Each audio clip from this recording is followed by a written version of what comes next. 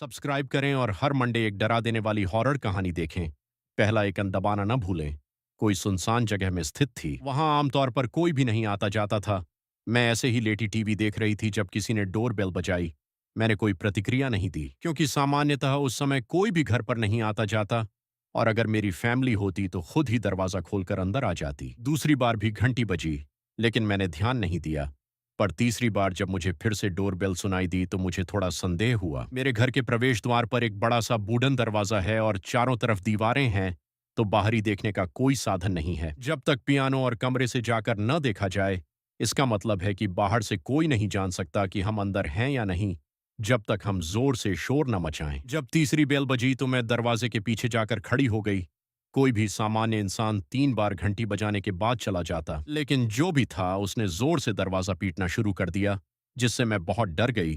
तभी मुझे एक आदमी की भारी आवाज सुनाई दी। मैं जानता हूं तुम अंदर हो, चलो बाहर आओ।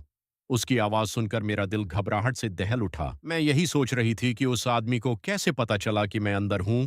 एक लंबी चुप्पी के बाद वो वहां से चला गया, लेकिन फिर भी मेरे पास इतनी हिम्मत नहीं थी कि मैं दरवाजा खोलकर बाहर देख सकूं। मैंने उसके बाद माँ बाप को फोन किया और पूछा कि क्या कोई घर आने वाला था। उन्होंने मना किया कि नहीं, कोई भी घर नहीं आने वाला था। मैंने थोड़ी देर उस आदमी के बारे में सोचा, लेकिन फिर मैं वापस टीवी देखने लगी। 2 घंटे बाद फिर से डोरबेल बजी। मैं फिर से डर गई।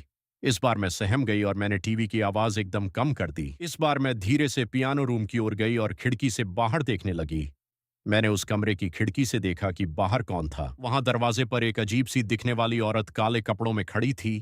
काले हील वाले जूते, एक काली ड्रेस और एक बड़ी सी काली हैट। उसके बाल गहरे भूरा रंग के थे और उसका चेहरा उसकी हैट से लटके जाली से ढका हुआ था। बस मुझे उसके चमकते लाल होंठ और उसकी भयानक हंसी दिखाई दे रही थी। उसके साथ एक लंबा सा आदमी खड़ा था। उसने भी एक काले रंग का सूट पहना हुआ था।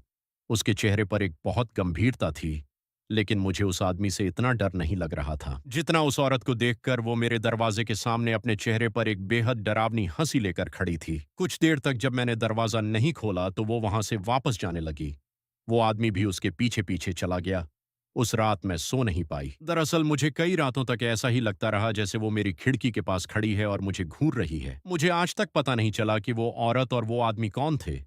क्या पहले भी घंटी उन्होंने ही बजाई थी? आपको क्या लगता है, कौन थे वो लोग?